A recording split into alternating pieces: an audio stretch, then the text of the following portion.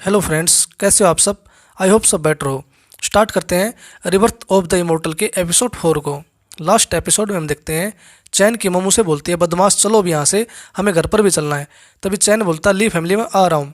इस एपिसोड के स्टार्ट में हम यांगजिंग सिटी को देखते हैं, जो बहुत ही सुंदर होती है और ये ली फैमिली का एरिया होता है। उसके बाद चैन और उसकी मोम ली हाउस पहुँच जाते हैं। तभी वहाँ ली फैमिली का मैनेजर फूबो आता है और चैन की मोम को देख बोलता है, आप क्यों आई हो यहाँ पे। उसके बाद चैन सोचता है, फूफो की प्रतिक्रिया को देखते हुए मुझे ऐसा लग रहा है कि ली फैमिली मेरी माँ के आने से कुछ ज़्यादा खास खुश नहीं है। उसके बाद उसकी मोम बोलती है, वो मेरी भी तो माँ है और मुझे कौन रोकेगा उनका अंतिम संस्कार में शामिल होने से, मैं भी देखती हूँ।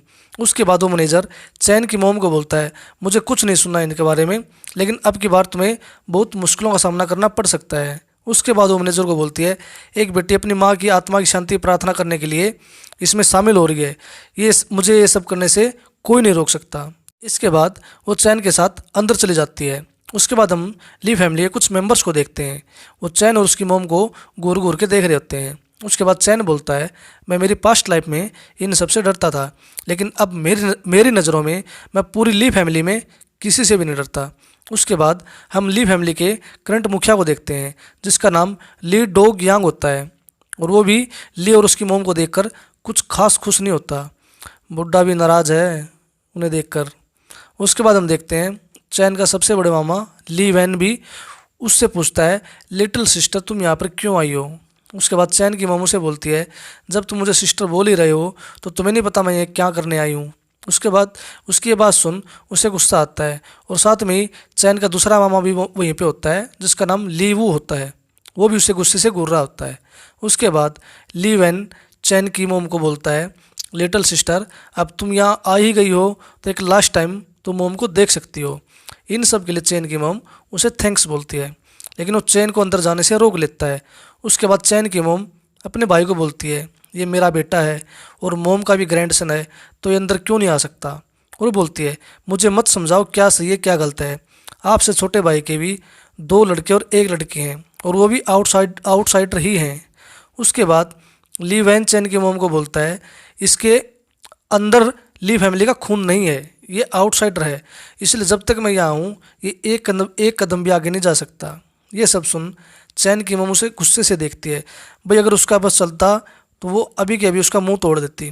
उसके बाद उसकी छोटी बहन जिसका नाम लियान होता है, वो बोलती है, अगर आप यहाँ पे हंगामा करते हो तो इसका मतलब यही है कि आप मोम का सम्मान नहीं कर रहे हो, इसलिए प्लीज़ शांत हो जाओ।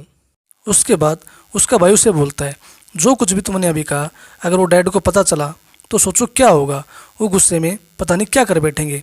उसके बाद सुन चैन की मोम बोलती है, मैं समझ सकती हूँ सब कुछ। उसके बाद वो चैन को बोलती है, जब तुम्हारी ग्रैंड मदर जिंदा थी तो वो तुम्हें बहुत प्यार करती थी, और वो जिंदा नहीं है तो ये तुम्हें हॉल में तो जाने नहीं देंगे, तुम दरवाजे से ही अपनी ग्रैंड मदर को लास्ट टाइम रिस्पेक्ट दो। उसके बाद चैन दरवाजे पर ही नीचे झुककर अपनी ग्रैंड मदर को रिस्पेक्ट देता है। उसके बाद हम देखते हैं रात हो जाती है और कोई लड़का चैन की मोम को बोलता है, आंटी आप आज रात यहीं पर आराम कर सकती हो, चैन को मैं अपने साथ ले जाऊंगा, आप चिंता मत करो। चैन की मोमू से बोलती है, नहीं इसे किसी और के साथ रहने की कोई ज़रूरत नहीं है, ये मेरे साथ ही रहेगा, तुम चिंता मत करो। उसके बाद वो चैन की मोम को बोलता है, आंटी मेरे डैड मुझे बोलते हैं यंग जनरेशन के रहने के अपने अलग ही तरीके हैं, इसलिए आप चिंता मत करो, हम कोई रूल नहीं तोड़ेंगे, बिल्कुल आराम से रहेंगे, डोंट वरी। लेकिन फिर भी उसका मन नहीं मानता चैन को उसके साथ भेजने को। लेकिन चैन उसे बोलता है, वो मुझे कोई दिक्कत नहीं है इनके साथ जाने में, आप चिंता मत करो, सब कुछ ठीक है। उसके बाद चैन उसके पीछे पीछे जाता है, और तभी वो किसी वेयर हाउस को देखता है, और मुझे ये वेयर हाउस अच्छे से याद है, मेरे पिछले बीते हुए समय में मुझे ली फैमिली की यंग जनरेशन ने यहाँ पर लॉक कर दिया था, और जिसमें मैं बिल्कुल मरते मरते बचा था। उसके बाद वो चैन को बोलता है, आज रात तुम्हें इसी वेयर हाउस में रुकना है। उसके बाद चैन उसे बोलता है, क्या ली फैमिली इतनी गरीब हो गई है जो अपने गेस्ट को इस पुराने से वेयर हाउस में रुकने को बोल रहे हो। उसके बाद वो कजन लॉक की नीचे गिरा देता है और बोलता है, तुम्हें वेयर हाउस में ही सोना है, तुम्हारे लिए यही अच्छा होगा। ये सब बोल वहाँ से चला जाता है। उसके बाद चैन जैसे ही वो चाबी उठाता है उसमें आग लग जाती है, वो लॉक को खोल वेयर हाउस के अंदर चला जाता है। उसके बाद हम देखते हैं मूनलाइट होती है, कुछ लोग दबे पाँव वहाँ पे आते हैं, भाई कुछ तो गड़बड़ होने वाली है यहाँ पर। उसके बाद हम देखते हैं वही कज़न वहाँ पे आता है और उन लोगों को वेयर हाउस की दूसरी चाबी देता है और दरवाजे को खोलने के लिए बोलता है। और गाइज, इसके साथ ही हमारा एपिसोड यहीं पर ख़त्म हो जाता है। नेक्स्ट एपिसोड देखने के लिए चैनल को सब्सक्राइब और वीडियो को लाइक ज़रूर करें। मिलते हैं न्यू एपिसोड में न्यू स्टोरी के साथ। Bye bye friends.